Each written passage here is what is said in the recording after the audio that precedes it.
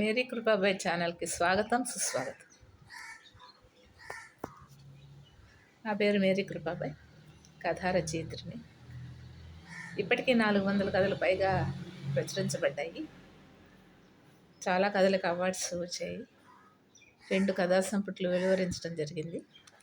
2 కథా సంపుటులు కూడా పిహెచ్డిలో ఉన్నాయి నాగార్జున యూనివర్సిటీ స్టూడెంట్స్ ద్వారా.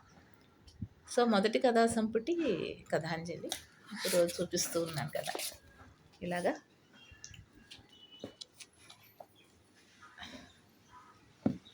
సో ఈ కథాంజలిలో 100 కథలు ఉన్నాయి, 100 కథలు. ఓకే, ఈ 100 కథల నుంచి రోజుకు ఒక కథని ప్రజెంట్ చేస్తున్నాను మీ ముందు. అన్ని కథలు కూడా సామాజిక సందేశాలు అందించేటువంటి చక్కటి ఆణిముత్యాలు, అన్నీ కూడా పబ్లిష్ అయినటువంటివి. సో ఒక్కొక్క కథలో ఒక్కొక్క రకమైన మంచి సందేశం ఉంది. మరి నేటి సమాజానికి ఇటువంటి సందేశాలు చాలా అవసరం కాబట్టి నేను చాలా చక్కగా రాసినటువంటి కథల్ని మీ ముందు ఉంచుతున్నాను రోజుకొకటి. ఈరోజు మరొక కథని మీ ముందుకు తీసుకొస్తున్నాను.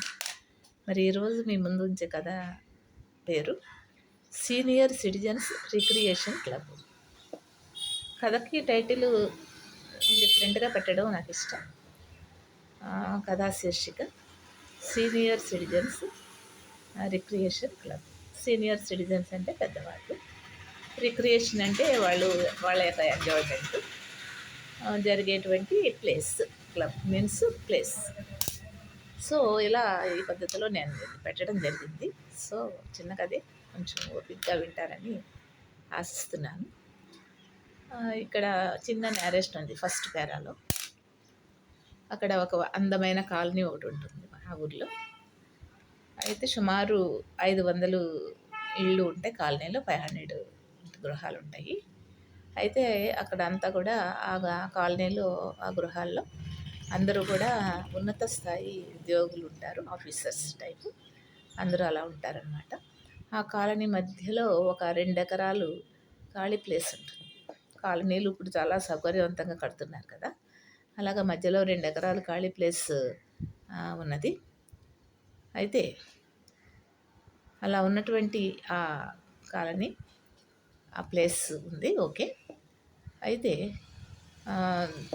ఆ ఖాళీ ప్లేస్లో ఒక స్వచ్ఛంద సంస్థ, సేవా సంస్థ ఈ ప్లేస్ ఉంది కదా, ఈ ప్లేస్లో ఏం కడితే బాగుంటుంది అంటూ ఆలోచించారు. అయితే ఆ సంస్థ వారు వృద్ధాశ్రమం కడితే బాగుంటుంది అని అనుకున్నారు వాళ్ళు. సో 2 ఎకరాల స్థలం వృద్ధాశ్రమానికి సరిపోతుందని అనుకున్నారు. సో డిసైడ్ అయిపోయిన తర్వాత ఆ విషయం అందరికీ తెలుస్తుంది, మొత్తం కాలనీ అంతా తెలుస్తుంది. అయితే ఆ మరుసటి రోజు వృద్ధాశ్రమానికి శంకుస్థాపన చేయాలనుకుంటారు. అది జరుగుతూ ఉంది, శంకుస్థాపన కార్యక్రమం. ఒక చక్కటి షామియానా కింద అఫీషియల్స్ అంతా అరేంజ్ అయ్యారు. అలాగా వాళ్ళు చక్కటి ఫంక్షన్ లాగా చేస్తున్నారు, శంకుస్థాపన అనమాట. అంటే నెక్స్ట్ డే నుంచి వృద్ధాశ్రమం స్టార్ట్ అయిపోతుంది, కట్టడం, కన్స్ట్రక్షన్ స్టార్ట్ అవుతుంది. అలాగా జరుగుతూ ఉంది. ప్రముఖులంతా కూడా వచ్చారు, కోలాహలంగా ఉంది ప్లేస్. సరే, జనరల్గా మనం ఏమనుకుంటామంటే ఏదైనా ఒక సినిమా హాల్ ఓపెనింగ్ అనుకోండి, అబ్బాబ్బా సినిమా హాల్లో మంచి సినిమా చూడాలి అని అనుకుంటూ ఉంటాం. అంటే సినిమాల మీద కాన్సన్ట్రేషన్ ఉంటుంది, అలా ఉంటుంది కదా. ఏదైనా హోటల్ ఓపెనింగ్ అనుకోండి, అక్కడికి వెళ్ళి ఏదైనా దాని టేస్ట్, రుచులు చూడాలి అని అనిపిస్తుంటుంది మనకి. ఇలాగా రకరకాలుగా మనం దాన్ని కాంటెస్ట్ని బట్టి మనం అనుకుంటూ ఉంటాం. సరే, ఇది ఒక అందమైన కాలనీ, చక్కటి సుందర ప్రదేశము. మరి ఇక్కడ వృద్ధాశ్రమ శంకుస్థాపన ఇలాగా జరుగుతూ ఉంటే అందరూ అనుకుంటారు, అక్కడ ఉన్న కాలనీలో వాళ్ళంతా అనుకుంటారు,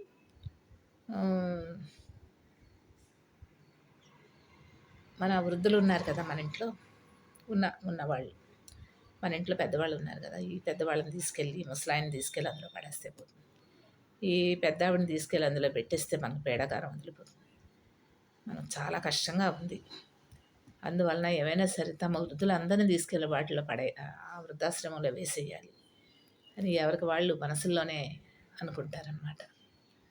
తర్వాత కొద్ది కాలంలోనే ఏమవుతుందంటే ఆశ్రమం తయారైపోతుంది బ్యూటిఫుల్గా. తయారైపోయిన తర్వాత ఈ వృద్ధులు అనుకుంటారు, ఓహో! ఈ వృద్ధాశ్రమంలో రేపో మాపో మనల్ని పెట్టేస్తారు. సో, అక్కడే ఉండాలి. మన ఇంట్లో మన అబ్బాయి, అమ్మాయి, అబ్బాయి, కోడలు, కూతురు, అల్లుడు, మనవళ్ళు వీళ్ళు అయితే మనకి కనపడరు. ఇక అక్కడే ఉండాలనమాట అని వాళ్ళల్లో దిగులు పట్టుకుంటూ ఉంటుంది. అప్పుడు అక్కడ ఒక ఇంట్లో కోమలి అనేటువంటి అమ్మాయి ఉంది. ఆవిడంటుంది సందీప్ అనేటువంటి ఆయన ఆ కోమలి భర్త. ఏవండి మామయ్య గారిని కూడా ఆ వృద్ధాశ్రమంలో పెట్టేసేద్దామండి అంట. మామయ్య గారిని ఆ వృద్ధాశ్రమంలో పెట్టేస్తే హాయిగా ఉంటుంది, మనకి గోల ఏమి ఉండదు అని చెప్పేసి అని అంటుంది. అదేంటి కోమలి అలా అంటావు, నాన్నగారు అక్కడ పెట్టడం ఏంటి, ఆయన ఆరోగ్యం ఓ రోజు బాగుంటే ఓ రోజు బాగుండదు, పాపం ఆయన అక్కడ పెట్టడం అనేది మంచి పద్ధతి కాదు కదా అంటే, లేదులేండి అక్కడ పెట్టేస్తే అది మంచిదే కదా, ఆశ్రమం కూడా బాగానే ఉంది కాబట్టి ముందు మనకు బాధ ఉండదు, అక్కడ కూడా బాగానే చూస్తారు, మామయ్య గారు అసలు ఏదో నష్టపెడుతూ ఉంటారు, అదంటారు ఇదంటారు, ఈ గోలంతా మనకెందుకు, దగ్గరలోనే ఉంది కదా అక్కడ పెట్టేసేద్దామండి అని చెప్పి ఇట్లా ఆవిడ అంటుందన్నమాట. అట్లా అన్న తర్వాత కోమలి నువ్వు అటువంటి నిర్ణయం తీసుకోవడం నాకు అసలు ఏం బాగుండలేదు, ఎందుకంటే నాన్నగారుకి ఒక్కడనే కొడుకుని నేను, అయితే ఏమవుతుంది, నన్ను కష్టపడి చదివించారు, మంచిగా పెంచారు, మంచి ఆఫీసర్ లెవెల్లో నన్ను చేశారు, ఇటువంటి పరిస్థితుల్లో ఆయన తీసుకెళ్ళి వృద్ధాశ్రమంలో నేను ఎలాగ పెట్టగలను అని బాధపడుతూ అంటాడు. కోమలికి కోపంతో ఊగిపోద్ది అనమాట, చాలా కోపం వచ్చేస్తూ ఉంటుంది. సరే ఇక అలాగా కొన్ని రోజులు జరిగిన తర్వాత ఇక ఒక్కొక్కళ్ళు ఆ పెద్దవాళ్ళని ఆశ్రమంలో పెడతాం స్టార్ట్ చేస్తారు. కోమలి ఏంటంటే కోమలికేమో చాలా బాధగా ఉంది, మామగారి మీద ద్వేషం కూడా వస్తుంది, ఆయన మీద కోపం కూడా వచ్చేస్తుంది. సరే ఇక అలా జరుగుతూ ఉంటుంది. మరో 2 రోజుల తర్వాత ఓ రోజు పక్కింటి ముందు కోలాహలం కనిపిస్తూ ఉంటుంది.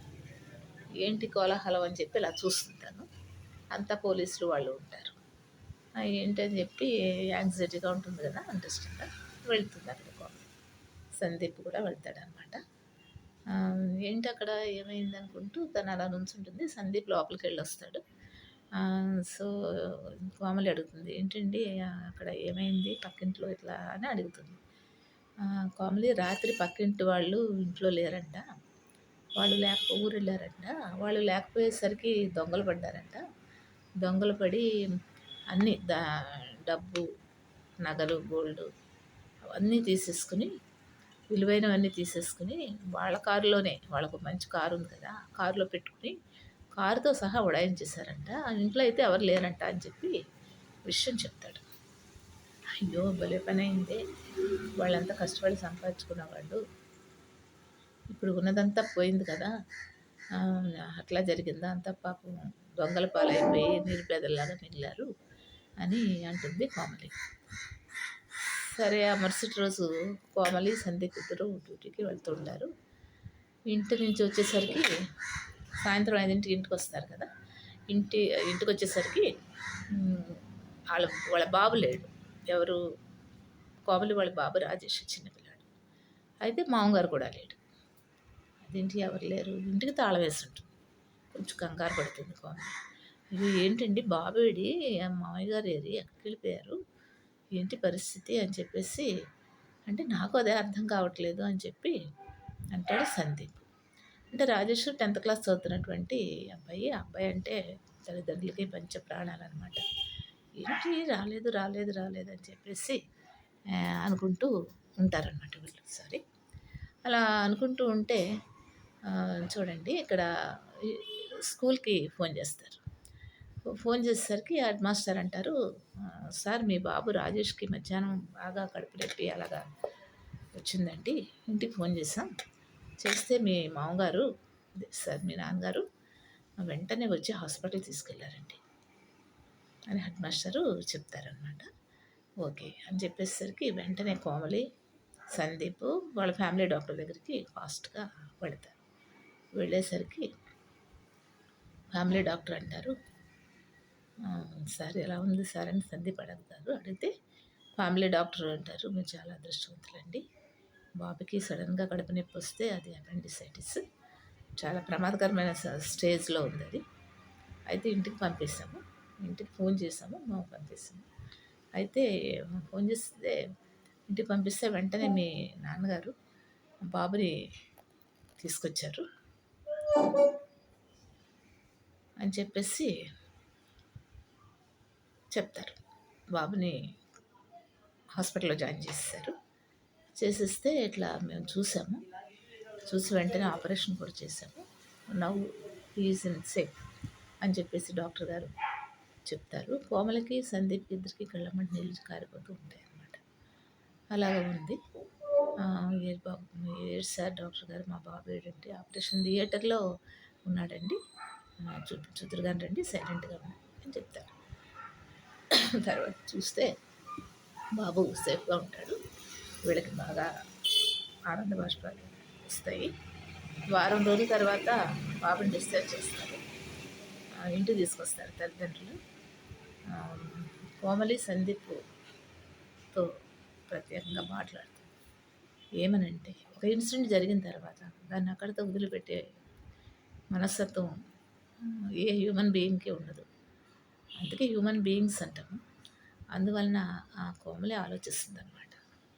ఆలోచించి, ఏమండి మామయ్య గారు వల్ల మనకి ఎంతో లాభం జరిగింది. ఎందుకంటే మన ఇంటి పక్క ఇంట్లో దొంగలు పడినప్పుడు ఆ ఇంట్లో పెద్ద దిక్కు అంటూ ఎవరు లేరు. పెద్ద దిక్కు అంటే పెద్దవాళ్ళందరినీ పెద్ద దిక్కు అంటారు.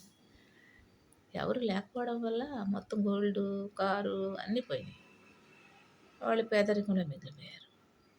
మళ్ళా మన ఇంట్లో ఏమైందంటే, మనం రాజేష్‌ని తీసుకుని ఒకసారి ఊరెళ్ళాము ఫంక్షన్‌కి. అప్పుడు మామయ్య గారు ఉండబట్టి మన ఇంట్లో దొంగలు పడలేదు. ఓకే. అదొక లాభం. నెక్స్ట్ ఏంటంటే, బాబుకి ఇలా కడుపు నొప్పి వచ్చేసరికి వెంటనే మామయ్య గారు ఇంట్లో ఉండబట్టి హాస్పిటల్‌కి తీసుకెళ్లారు కదా! సో, అలా వెంటనే అటెండ్ అవ్వడం వల్ల బాబు మనకు దక్కడం జరిగింది. అది నిజంగా ప్రాణం మీదకొచ్చిన విషయాన్ని పునర్జన్మ పోశారు నా మామయ్య గారు అని చెప్పేసి, మామయ్య గారికి మనం చిన్న అభినందన సభ ఏర్పాటు చేద్దామండి. నేనైతే చాలా సంతోషపడుతున్నాను. చిన్న అభినందన సభ ఏర్పాటు చేద్దాం. చుట్టుపక్కల వాళ్ళందరినీ పిలుచుదాము. పిలిచి ఆయనకి చిన్న సన్మానం చేద్దామండి.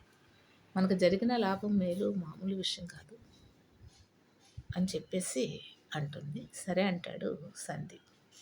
ఆ మరుసటి రోజే తండ్రి మాధవరావుకి అభినందన సభ ఏర్పాటు చేస్తారు. ఆ సభలో ప్రతి ఇంటికి ఒక పెద్ద దిక్కు ఎంత అవసరం అనేది అందరూ మాట్లాడతారు. కొత్తగా ఏర్పాటు చేసిన వృద్ధాశ్రమంలో చాలామంది పెద్దల్ని పెద్దవాళ్ళని చేర్పించేశారు. ఆ చేర్పించుకున్న వాళ్ళంతా అదే రోజు సాయంత్రం వాళ్ళ పెద్దవాళ్ళందరినీ తీసుకొచ్చేసుకుంటారు ఇంటికి. పెద్దవాళ్ళు ఇంట్లో ఉంటే అది ఎంతో బ్లెస్సింగ్. పైగా ఇటువంటి దొంగలు పడతాలు లేకపోతే సేఫ్ సైడ్, అంటే వాళ్ళు సేఫ్ సైడ్ కోసం పెద్దవాళ్ళని ఇంట్లో పెట్టుకోవడం అని కూడా కాకుండా, పెద్దవాళ్ళ మీద మమకారం, ప్రేమాభిమానాలు ఉండాలి. వాళ్ళు పెంచి పెద్ద చేసిన ఆ డ్యూరేషన్లో వాళ్ళు ఎన్ని కష్టాలు పడ్డారు. కాబట్టి అటువంటి డ్యూరేషన్ మనకి ఒక డ్యూరేషన్ ఉండాలి అని సందీప్, కోమలి అనుకుంటారు. మరి వృద్ధాశ్రమం కాస్త ఖాళీ అయిపోతుంది. అందరూ తమ పెద్దవాళ్ళని తీసుకుపోతారు. అప్పుడు ఆ స్వచ్ఛంద సేవా సంస్థ ఆ వృద్ధాశ్రమాన్ని కట్టిన వాళ్ళు, ఏమిటి ఇంత పెద్ద వృద్ధాశ్రమాన్ని కట్టాం, అందరూ వెళ్ళిపోయారు, ఏం చేయాలి ఇప్పుడు అని చెప్పేసి ఆలోచిస్తారు. ఆలోచించి వాళ్ళకి సంతోషంగా ఉంటుంది. దానికి పేరు మార్చుదాం అనుకుంటారు వాళ్ళు. జస్ట్ ఈ వృద్ధాశ్రమాన్ని పేరు మార్చుదాం, సీనియర్ సిటిజన్స్ రిక్రియేషన్ క్లబ్ అని పెడదాం అని చెప్పి యాజమాన్యం అంటారు. అంటే పెద్దవాళ్ళకి ఒక ఎంటర్టైన్మెంట్ సెంటర్గా దీన్ని తీర్చిదిద్దుదామని చెప్పేసి సీనియర్ సిటిజన్స్ రిక్రియేషన్ క్లబ్ అని పెడతారు. ఆ వృద్ధాశ్రమం అనే పేరు తీసి అవతల పారేస్తారు. మరి వృద్ధాశ్రమాన్ని నెలకొల్పి వృద్ధాశ్రమాన్ని ప్రోత్సహించడం అనేది పొరపాటు అన్నట్టు ఇక్కడ సందేశం అనేది మనకు కనిపిస్తుంది. కొత్తగా వృద్ధాశ్రమాలు కట్టేదంటే ఎవరి వృద్ధులను వాళ్ళు ఇంట్లో పెట్టుకుని మంచిగా చూస్తే ఇది పుణ్యం పురుషార్థం మంచిది. తర్వాత ఈ వృద్ధాశ్రమాలని రిక్రియేషన్ క్లబ్ లాగానో మరొక రకంగా మార్చితే మరొక దానికి ఉపయోగపడుతుంది.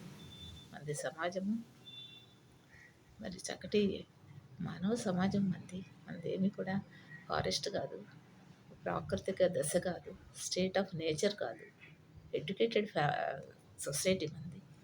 అదే దిశగా మనం ఆలోచించుకోవాలి. కొంచెం కష్టమే అవుతుంది పెద్దవాళ్ళని చూడటం, అయినప్పటికీ కూడా కొంచెం కష్టపడినా రేపు మనం కూడా పెద్దవాళ్ళం అవుతాం. అటువంటిప్పుడు మనల్ని ఎవరో చూడాలి. ఇవన్నీ కూడా కరెక్టే కాబట్టి ఇటువంటి చక్కటి సందేశాన్ని ఈ కథలో పొందుపరచడం జరిగింది.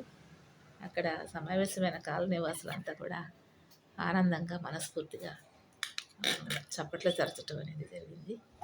కాబట్టి ఒక్కొక్కసారి ఆ సీనియర్ సిటిజన్ రిక్రియేషన్ క్లబ్లో ఒక్కొక్క నెల ఒక్కొక్క పెద్ద వ్యక్తిని సన్మానం చేస్తూ ఆయనకి సన్మానం చేసే అన్న వ్యక్తికి చక్కగా గిఫ్ట్లని లేకపోతే ఏమైనా ప్రోత్సాహకాలు అవన్నీ ఇస్తూ అదొక వృద్ధాశ్రమం కాకుండా రిక్రియేషన్ క్లబ్ లాగానే మార్చడం అనేది జరిగిందనమాట. ఇది ఈ కథ ముగింపు. సో ఇటువంటి కథలని, సందేశాత్మకమైనటువంటి కథలను నేను ఇలా యూట్యూబ్లో పొందుపరుస్తున్నాను. మరి మీరు వీక్షించిన వాళ్ళు, చూసిన వాళ్ళు తప్పకుండా సబ్స్క్రైబ్ చేయండి, షేర్ చేయండి ఫ్రెండ్స్కి. తర్వాత ఇటువంటి థీములు మీ ఫ్రెండ్స్కి, పేరెంట్స్కి వాళ్ళకి చెప్పండి. మరి ఈ కథ ఇంతటితో ముగిసింది. రేపు మరొక కథతో మీ ముందుకు వస్తాను. కథా రచయిత్రి మేరీ కృపాబాయ్.